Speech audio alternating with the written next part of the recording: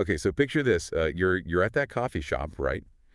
And your card's in hand, you're ready to pay for that much-needed caffeine boost, and bam, nothing happens. Your banking app decides it's time for a little siesta.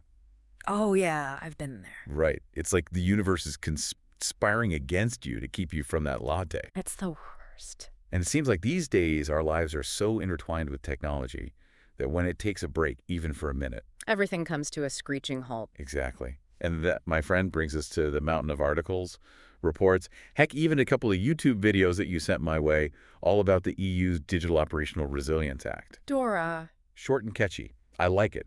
But to be honest, even with all this material, I'm feeling a little like I did when my banking app went on vacation. Covered. A little overwhelmed. Yeah. Right. Like, where do I even begin? Right. So that's why you're here to help us break down this DORA thing and arm ourselves with the need-to-know essentials. Absolutely.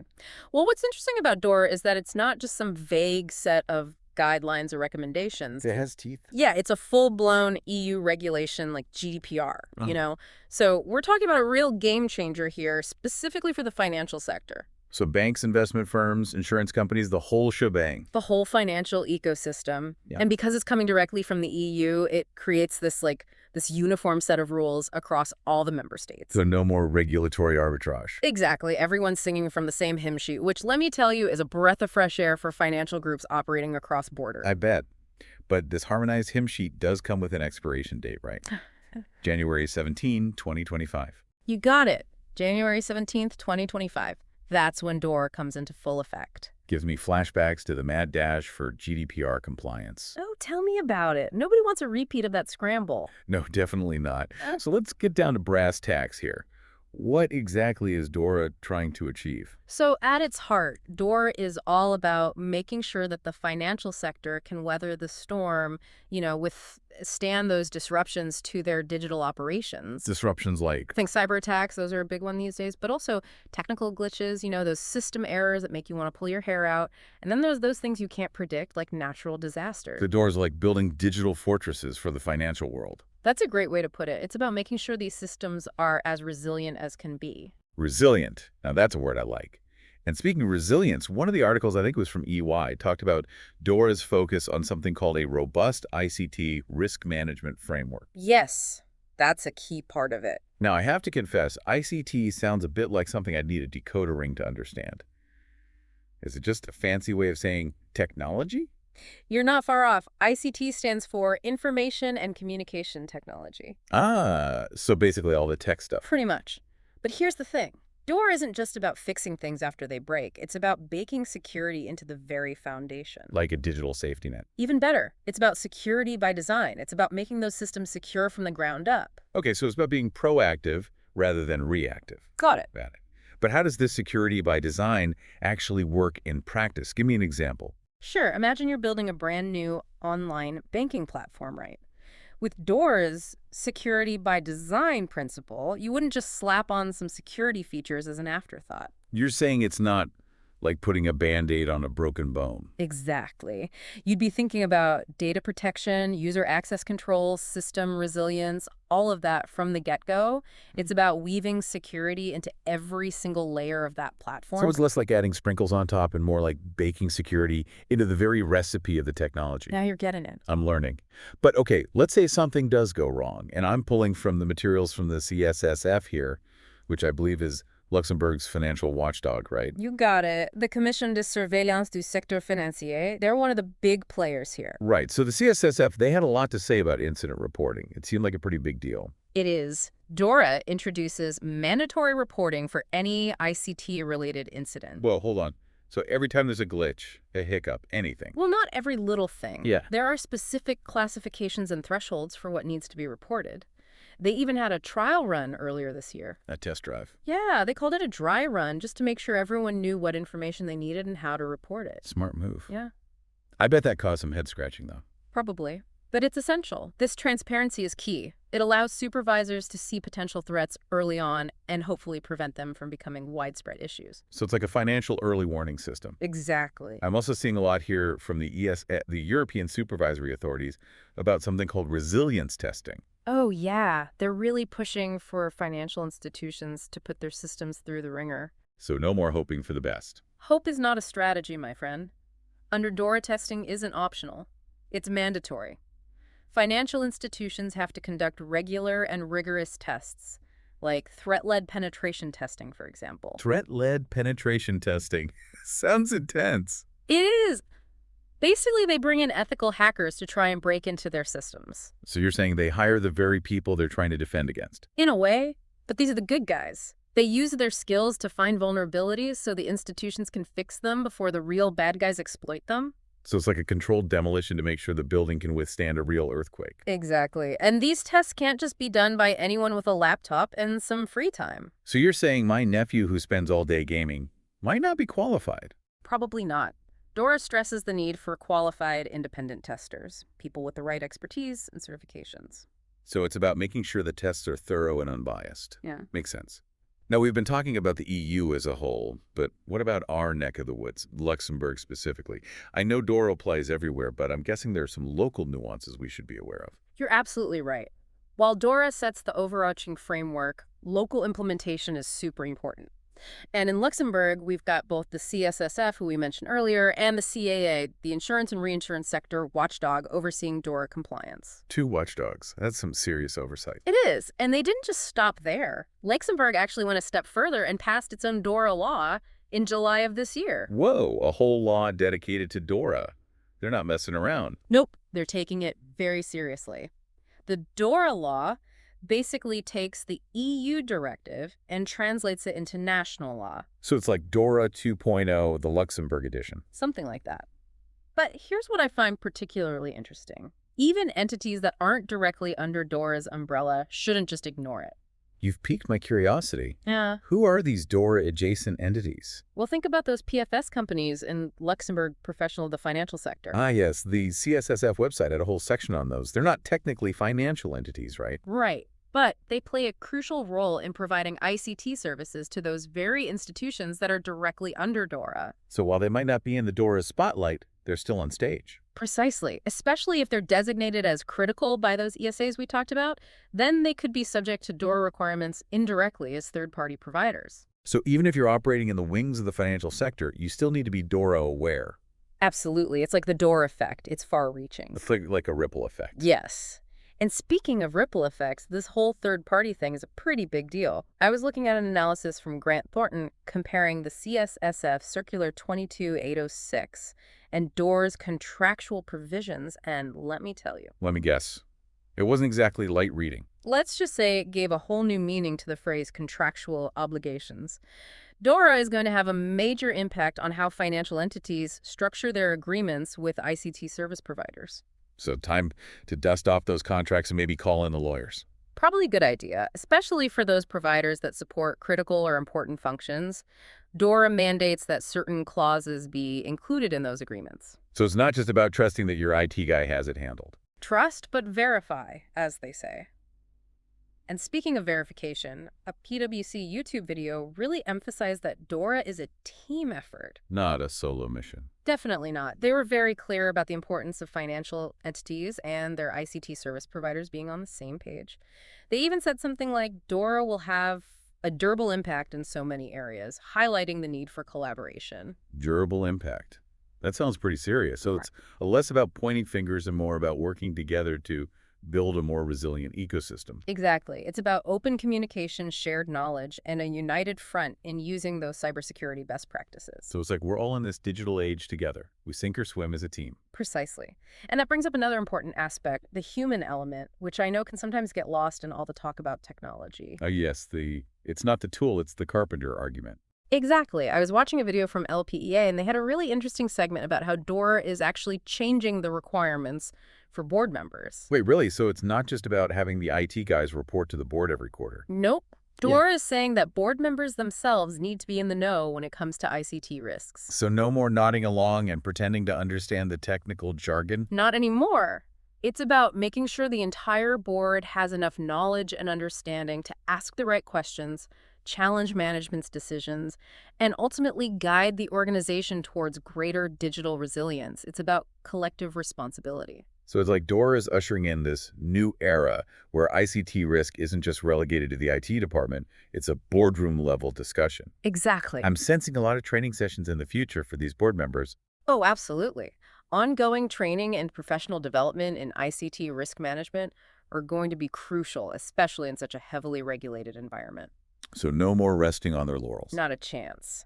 One of the experts in the LPA video even suggested that once a year would be perfect for training in this context. Once a year. Got it. Mhm. Well, it seems like we've covered the what, the why, and even some of the who in the DORA landscape. We've made a good dent. But let's be honest, no major change comes without its share of hurdles. That's for sure. The LPEA video had a good segment on the challenges. What are some of the biggest hurdles financial institutions are facing when it comes to DORA compliance? Well, for starters, you've got the ever-present issue of resource allocation.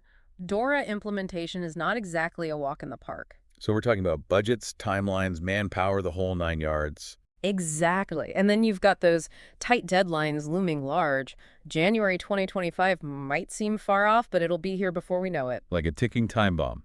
And to make matters even more interesting, you've got the constantly evolving landscape of cyber threats to contend with. It's like trying to hit a moving target. So we're talking about limited resources, tight deadlines, and a constantly shifting threat landscape. Welcome to the world of DORA implementation. So it's a perfect storm of challenges, but hey, we're not ones to back down from a challenge, right? What about some practical advice for our listeners out there? How can financial institutions even begin to tackle these DORA hurdles? Well, first things first, don't panic.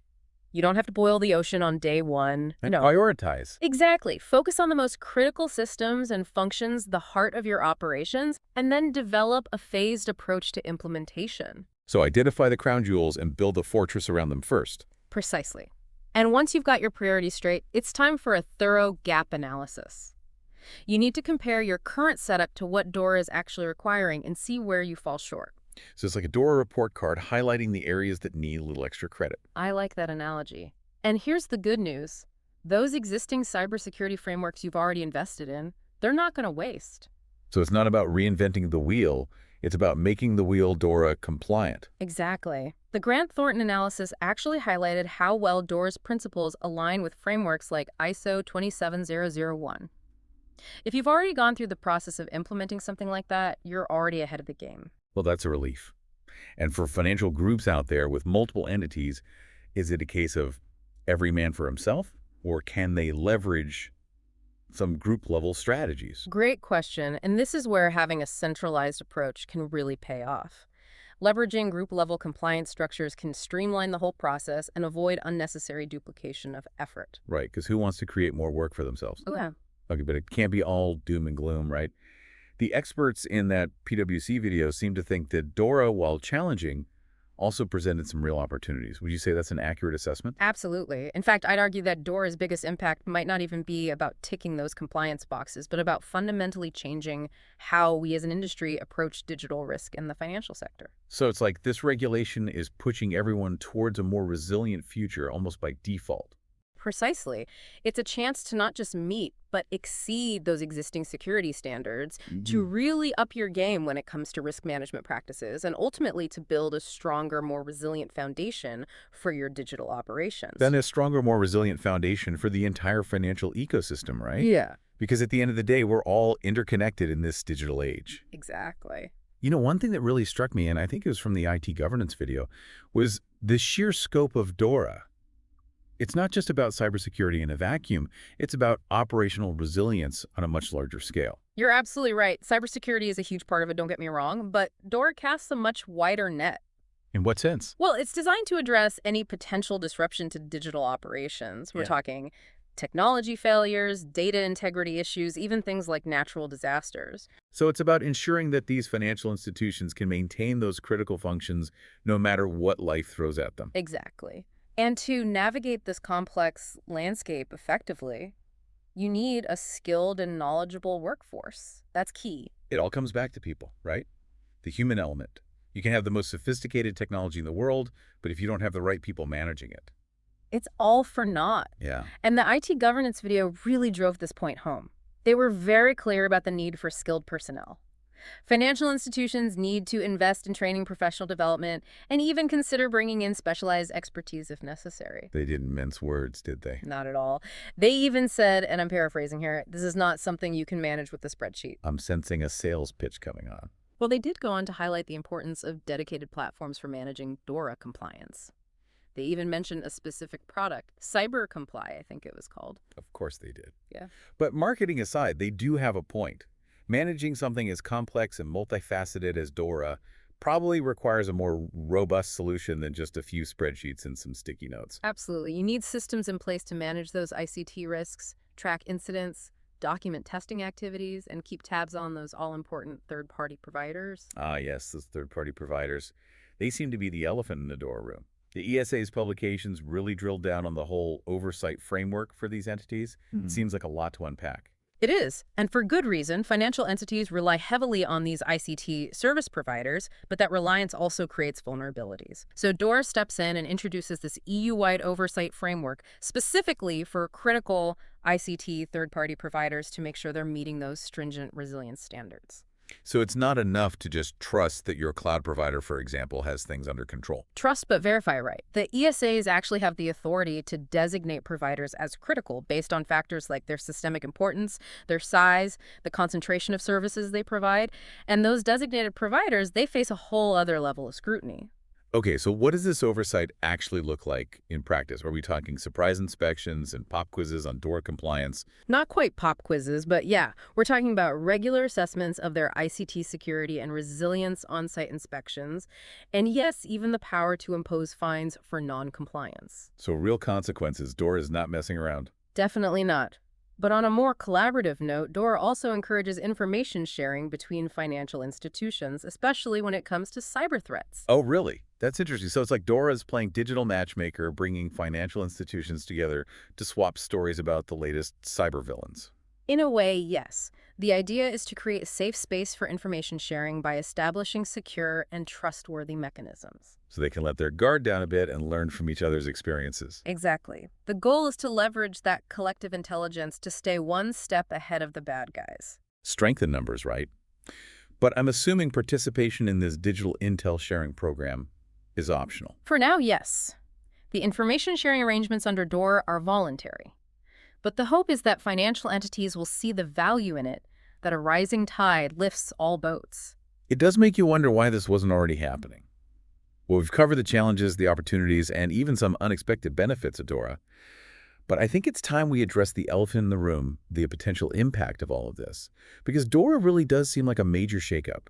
What's the big picture here? You're right. DORA is a game changer, and its impact reaches far beyond the borders of the EU. You're saying this is bigger than just Europe. Much bigger. DORA is already influencing regulatory discussions worldwide. So it's setting a precedent.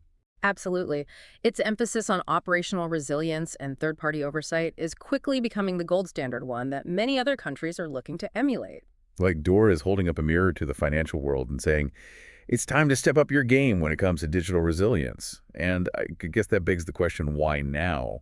What's driving this sudden global shift towards digital resilience? Well, it's a confluence of factors, really. For one, we're living in an increasingly interconnected world, more reliant on technology than ever before. And with that reliance comes vulnerability. Cyber attacks are becoming more sophisticated, data breaches more frequent. The stakes have never been higher. And the potential fallout from a major cyber incident in the financial sector is enough to keep anyone up at night. Exactly. It's not just about dollars and cents. It's about trustability, the very foundation of our global economy. DORA is a way to proactively mitigate those risks to build resilience before disaster strikes, not after. So it's less about being invincible and more about being prepared. Precisely. And that brings us back to you, our listener. We've thrown a lot of information your way today, and it can seem overwhelming. But let's distill it down to the essentials, the key takeaways from our DORA deep dive. The DORA crash course, if you will. Exactly. First and foremost, DORA is not optional. It's a legal requirement with a hard deadline, January 17, 2025. Mark your calendars. And just ticking boxes won't cut it this time around. Nope. DORA requires a real change in mindset. It's about weaving digital resilience into the very fabric of your organization. So where do we start? It starts with a robust ICT risk management framework. Identify your vulnerabilities, assess the potential impact, and put measures in place to mitigate those risks. Don't wait for something to go wrong. Be proactive. And if something does go wrong, because let's face it, things happen, be prepared to report it. DORA has specific guidelines in place for incident reporting to ensure transparency and enable a swift, coordinated response. And don't even think about skimping on the testing. Regular, rigorous testing, particularly those designed to simulate real-world cyber attacks, are absolutely crucial for identifying weaknesses in your defenses. Like giving your digital defenses a stress test to make sure they can withstand a real-world attack. Exactly. And then there's the issue of those critical third-party providers we discussed. DORA makes it very clear that financial institutions are responsible for making sure these partners are also up to par. So no more passing the buck. Not a chance. Review those contracts, ask the tough questions, and don't be afraid to demand the highest standards of security and resilience from your third-party providers. It's about shared responsibility. And amidst all the complexities and challenges, DORA also encourages collaboration. That whole information sharing aspect where financial institutions can share knowledge about cyber threats, best practices, even those near misses, that could be a game changer. Absolutely. It's about recognizing that in the fight against cybercrime, a collective defense is the strongest defense. So many layers to this. There are, but even though the road to DORA compliance might seem daunting, remember that it also presents a unique opportunity, an opportunity to not just meet, but exceed regulatory requirements to strengthen your digital defenses and to ultimately gain a competitive edge in an increasingly digital world. So embrace the challenge. Use the resources that are available and build a future where digital resilience is more than just a buzzword. It's the bedrock of your success. That's a great note to end on, I think. Couldn't agree more. This has been incredibly insightful. Thank you for walking us through the ins and outs of DORA. My pleasure. Happy to help. And for our listeners, remember, this is just the tip of the iceberg when it comes to DORA. But hopefully we've given you a good foundation to build on. Stay informed, stay curious, and as always, stay resilient. So it's not just a European thing, then this whole DORA thing. It's like a wake-up call for the whole financial industry worldwide. It really is. DORA is already making waves, influencing regulatory discussions all over the globe. Like setting a new standard. Exactly. Its focus on operational resilience and that stringent third-party oversight is like, DORA is the gold standard now, and everyone else is playing catch-up. It's like DORA's holding up a mirror to the financial world saying, look, this is the future. Get on board or get left behind. But why now? Why is this massive push for digital resilience happening now of all time? Well, for one, we're living in a world that's more interconnected than ever before, reliant on technology in ways we couldn't have even imagined just a few decades ago. And I guess with that reliance comes vulnerability. Exactly. The more we depend on technology, the higher the stakes become. Cyber attacks are becoming more and more sophisticated. Data breaches are increasingly common. And a major cyber incident in the financial sector, that's the stuff of nightmares. It really is. And the fallout wouldn't just be about lost profits. It would be about shattered trust, economic instability. The very foundation of our global system put at risk. Exactly. DORA is trying to get ahead of the curve to build resilience now before it's too late. So it's less about being invincible and more about being prepared. Precisely. It's about acknowledging that risks exist and taking proactive steps to mitigate them. So where does that leave our listeners? We've thrown a lot of information their way today, a lot to digest. We have, but let's cut through the noise and focus on the essentials, the key takeaways from our DORA deep dive. The DORA crash course, condensed and clarified. Exactly. First and foremost, DORA is not optional. It's a legal requirement with teeth. And that deadline, January 17, 2025, is fast approaching. So no time for procrastination. None whatsoever. And this time around, simply ticking boxes won't cut it. DORA demands a fundamental shift in mindset. It's about weaving digital resilience into the very fabric of your organization. So where do we even begin? It all starts with a rock-solid ICT risk management framework. You need to identify your vulnerabilities, assess the potential impact of those vulnerabilities, and then put measures in place to mitigate the risks. And if something does go wrong, because let's face it, no system is foolproof, be prepared to report it. DORA has specific guidelines for incident reporting, and those guidelines are there for a reason. They really are. It's about ensuring transparency and facilitating a swift and coordinated response. And while we're on the topic of preparation, let's not forget about testing. Right. The ethical hackers and all that. Exactly. Regular, rigorous testing, especially tests designed to simulate real-world cyber attacks, those are crucial for identifying weaknesses in your defenses. It's like putting your digital fortress through a stress test. Making sure it can withstand a siege. Precisely. And then there are those critical third-party providers, the ones we keep coming back to. DORA makes it crystal clear that financial institutions are ultimately responsible for making sure those partners are up to snuff. So no more passing the buck. Not a chance. Review those contracts, ask the tough questions, demand the highest standards of security and resilience. Remember, It's about shared responsibility. It's all connected. Exactly. And, amidst all the complexities and challenges, and let's face it, there are many shapes, DORA also offers something else, an opportunity to foster a greater sense of collaboration within the financial sector. You're talking about that information sharing aspect. Exactly. Imagine a world where financial institutions aren't afraid to share information about cyber threats, best practices, even near misses. Imagine the collective knowledge, the strength in numbers. A united front against cybercrime. Precisely. So yes, the road to DORA compliance might seem daunting, but it's also a chance to build something better, something stronger, something more resilient. It's a chance to not just meet but exceed regulatory requirements, to strengthen your defenses, and to gain a competitive edge. It's about turning a challenge into an opportunity. Exactly. So to our listeners out there, I say this: embrace the DORA challenge. Use the resources that are available to you and build a future where digital resilience is more than just a buzzword. It's the foundation of your success. Couldn't have said it better myself.